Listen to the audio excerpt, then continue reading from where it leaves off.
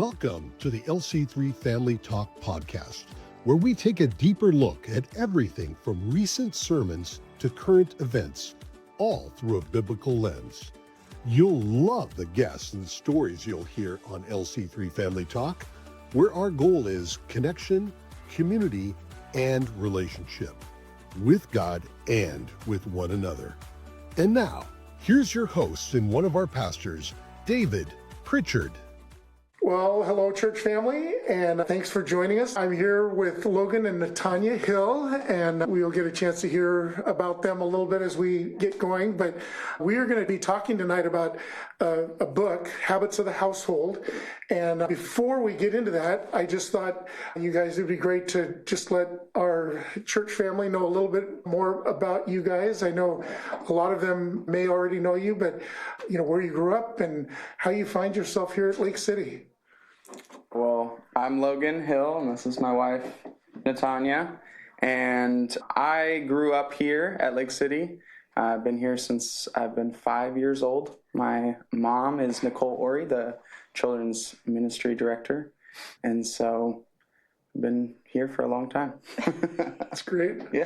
I am not from here. I am from San Diego, and I moved up here in 2014, and I moved on a Tuesday, and I started going to the college group here at Lake City on Friday because I just really wanted to get plugged into a church. And so I did. I met him that first day, and yeah. So here's what I remember.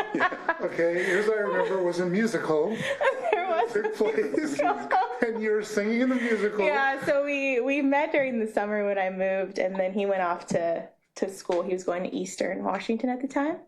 And so we kind of I was interested, but he was far away. And then he came back for Christmas, and I was in the Christmas musical. And then the talk. That was the talk. That was the talk. It is on YouTube if you guys want to watch it. It's under Jeremy Everett's YouTube channel. Our kids actually really enjoy watching They've watched it. Abby and Peter Johnson were also stars in it. That's funny. That's so great. Time. Yeah, it was really that was a really cool thing. So, well, that's great. Yeah, so lots of connections to LC3, but thanks you guys for joining us. So we're going to obviously be talking about habits of the household, but I want to start by just asking you, because you guys now are parents. How many kids do you guys have? We have four kids. All right, ages? 2, 4, 6, and 8. All right, nice job. Yeah, well, they're that for the next half of the year. Yeah, and then it's odd. Yeah. Then it'll be odd. Yeah. Okay. What surprised you about parenting? You may have had some picture of what this was going to be like. Any surprises along the way? I think for me, I never pictured myself as an angry person. I always was I'm, everything's good, everything's cool. And we would even see other families sometimes, and they would talk sternly to their kids. And even when we had 2 kids. We had 2 kids, and it was they were 2 years old, 3 years old, and you're just okay, why are these parents angry with their kids or yelling at their kids? And then they hit the age of where their disobedience is it overshadows how cute they are. And we understand now. And now it's oh man, I really need to pray that I'm not an angry person and yelling at my kids all the time. And we always say that 3 is the hardest. When that third one comes along and you have to move from man to man to zone defense. That is a different dynamic in parenting. Yeah, definitely. That's great. I think for me, the biggest surprise was just how lonely it was. When we first started having kids, our friends that we were good friends with were not having kids yet. They were either just getting married or not married yet. And we kind of were in this stage that no one else was in. It's hard to become friends with other moms that also have little kids because they have little kids, and it's just nap schedules and stuff like that is really, really difficult. So I feel the first few years was really lonely for me, and I wasn't expecting that, but then my friends started having kids, and now we do life together. Thanks for sharing that, though. I asked that question only because obviously we're way further down the road. I mean, in terms of when we have grandkids, but it's not hard for me to think back and remember I often tell the story of walking out of the hospital the first time with my first child and just thinking, like, these people are idiots. They're going to let me walk out of the hospital with a human being. And parenting is, we often say it's not for the faint of heart, right? But thanks for joining us. So wow, let's start there. How'd you guys find the book? My wife gave it to me. Yeah, so like any millennial, I get all of my advice and recommendations from Instagram. I followed this couple. They run a t-shirt company. He put a question box out about something. I don't even remember what it was, but his answer to the question was like, I think it was book recommendations, and he recommended this book. And then I saw another influencer recommend this book too. So I was like, okay, I should just try it out. So I bought it and I started reading it, and in the first chapter, I realized that it was a man and they had all boys. And at that time we had all boys and they were all young. And he was just kind of talking about, like, I think he was talking about like bedtime and bath time and something like that. And I was like, oh my gosh, this, like, Logan needs to read this book. And so I gave it to him to read first, and then he read it. Well, yeah, it took a little bit for him to read it, and then he finally read it and he was telling everybody about it. But yeah, good old Instagram. Hey, Sometimes it's beneficial. it got you to read it. Well, maybe just as a quick thought before we jump into a little more detail, just a highlight or something that maybe a favorite or something that you feel like that I read this and this impacted my parenting. For me, I think definitely the first chapter, it goes over like waking, and there's these things he calls like kneeling prayers in the morning. And I'm not very good at kneeling prayers because I don't, but the concept of it is these like micro prayers. I feel like prayer without ceasing. And so just like when you wake up to a screaming kid, you pray and you're like, Lord, please help me not get frustrated because I'm exhausted. And so I think that's really impacted me a lot, because I could just like throughout the day just go, okay, I can pray to God. And I mean, you should know that. Like, you should know that, hey, I can pray to God anytime. There's lots of things we should just know. Like, when I was reading it, I was like, oh yeah, like, that's great. I could just have these like little micro prayers. Like, I don't need to have a whole, like, let me pray for 5 minutes on this thing before my kid's screaming. It's like, hey, my kid's screaming. All right, Lord, help me not scream at them.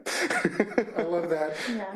Natania, how about you? I like he puts a lot of emphasis on like family meal times and having like a set like liturgy or routine as it comes to meals. And so we've been trying to do that. We're not the greatest How at it. are you doing before the book? Not well. Okay. Yeah. Great. Mealtimes has always been really hard. I mean, with 4 little kids, anything is difficult, but I feel like getting them all to sit at the table and eat has been one of the hardest things of parenting. I feel like we could do an entire podcast on mealtime. Yeah. It's that big of a deal. So we've been trying to make that more of a party, and like the nights where we don't have stuff going on in the evening, we all sit down. We even started to have the little question thing from the small groups. Oh, yes. And so like our kids will go and they'll be like, oh, I get to ask the question tonight, and they'll go pick it out and ask the question. And so it's really fun. It's cool to see, like, it doesn't take long for them to pick up like on a habit and to want like to look forward to doing that. Yeah. I mean, that is the gist of the book, right? Habits. Like, yes. we want to create some new habits, or at least intentional habits, I think would be the way to say that, right? Well, then I have to ask, 2468, who do we appreciate? How do you manage a family like schedule like that? First of all, church family, they're not perfect. We're not perfect. So this isn't about them coming and saying, here's just do these 4 things and everything. But I would love to just hear, like, before you read the book, you were doing something, and then you've read the book and you're trying to make some changes. Tell us, what does that look like? Yeah. Well, first of all, we don't. We don't manage very well. The thing that is helpful for us is we have 3 sets of grandparents that live within 10 minutes of us. And so it's easier, I feel like, for us than most to be able to get things. Like, if I am not feeling well, or like if something happens, like if I put Laurel down for a nap and I have, like, it's pickup time for school for the kids, then I have two moms that I can be like, hey, is it possible for you to go grab the kids from school? Like having family here is super helpful. I don't know how we would do it if we didn't. Yeah. I think a big thing with that is community too, because we have our small group. We go and they come over, and like they even cleaned our house last time when they were over at it doing our small group thing. Like they cleaned it all because we had to go to family dinner, and so we were just like, oh, it's fine. We'll just leave it when you leave, and then we came back the whole and thing. Our kitchen was cleaned. Yeah, so it's really nice. So we're here obviously to talk about this book because it is a book that we recommend from here. We give it as a gift to our parents that are dedicating their children. So it's a book we recommend for sure. But we're also here because we are planning to do a class. You guys did one last spring or late spring.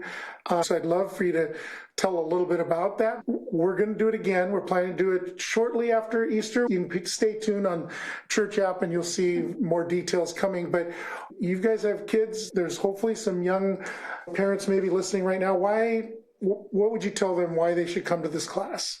Well, I mean, last year we did it with our small group, and that was really great. I feel like just doing it together with like families that you're already involved with really helps. But really, the best thing about the book is it's not adding more to your schedule.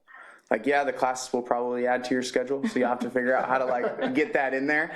But once you do the class or read the book, he's not telling you like you have to do this, this, and this. It's like, hey, you're already going to eat your food. You know, maybe eat it this way. But I think the biggest thing that really has helped me is like it changed my mindset and realizing that like raising kids is like a form of spiritual worship and like I love that. not just being like, wow, I'm doing nothing. Like, what am I doing with my life? Here's one of his quotes. He said, you can't think yourself out of a pattern you didn't think yourself into. You practice yourself into it. So you have to practice your way out of it. Mm-hmm. You know, that's a little bit of, it's not adding things to what you're doing. It's making it so that what you're doing is what you want to do, what you intend to do. Yeah. I think being young parents and having so many kids so close together, we're just tired. And I don't know about you, but it's exhausting having so many kids. And so you kind of just let these things go, like the habits of doing family dinners or even just chores or cleaning up around the house, all of the little things. Like for me, like I was just so exhausted at all times that like doing the little things to create habits was just too much. And it's nice because I feel like in the book it does say, you know, it's just kind of taking what you already do and creating it as a habit for the Lord and switching your mindset of like not adding another thing, but just changing the way that you're doing something. That's good. That's good. Along those lines, another quote from his book was, the greatest spiritual work happens in the normal moments of domestic life. Mm-hmm. And I love that because, you know, when you read Deuteronomy 6, which I know he has that in there often. That's the Shema, right? Mm-hmm. Hear, O Israel, love the Lord your God with all your heart, all your mind, all your soul, all your strength, right? Mm-hmm.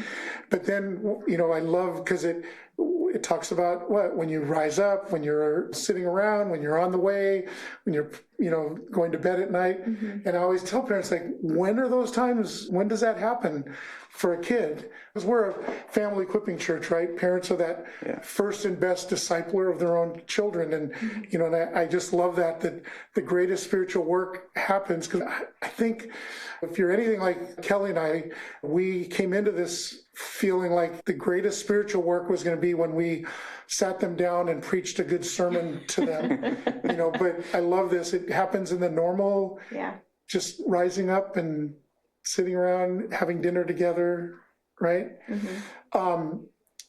And then one more quote. I want to hear your response to this because this feels like it's a lot of the heart of the book. The heart always follows the habit. Mm-hmm. Yeah. What does that mean? The heart always follows the habit. I think that's usually like with what you are doing is going to kind of determine where you're going. And I don't know. It's like what you're feeding yourself is what you're going to put out. So if you have these established habits that you're doing, then your heart is going to like lean more towards those than, I know that my kids are better at habits than I am. We do something, and then they'll be like, but we are always reading the Bible. Why don't you want to read tonight? And I'm like, well, because I'm tired. When you think about it, if we grabbed any parent at Lake City and we said, hey, tell us about your heart, like they would all say, oh, I love the Lord. I love my kids.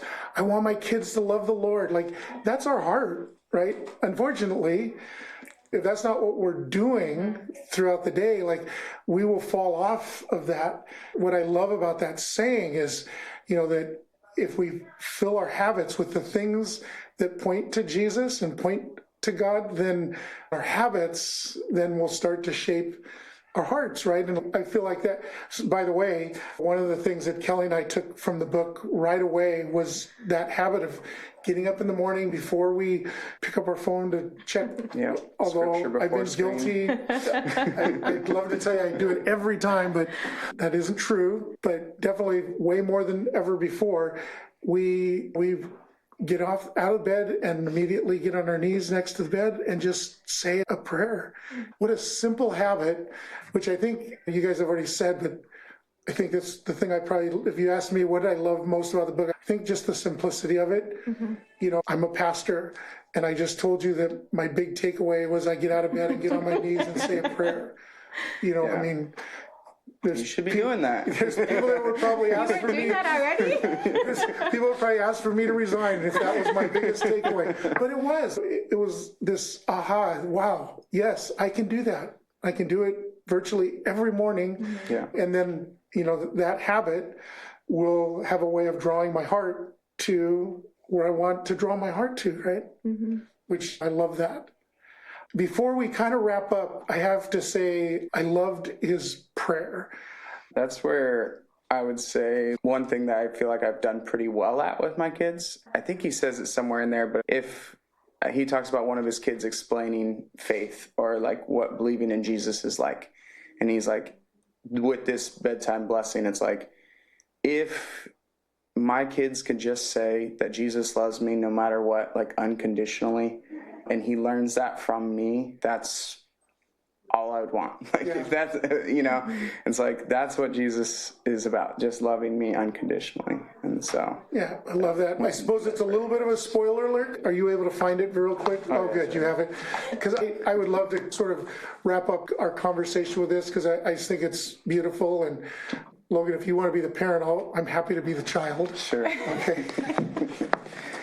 Let me preface with this. Liturgical things, people have different feelings about them, and there's a reason that people have different feelings about them.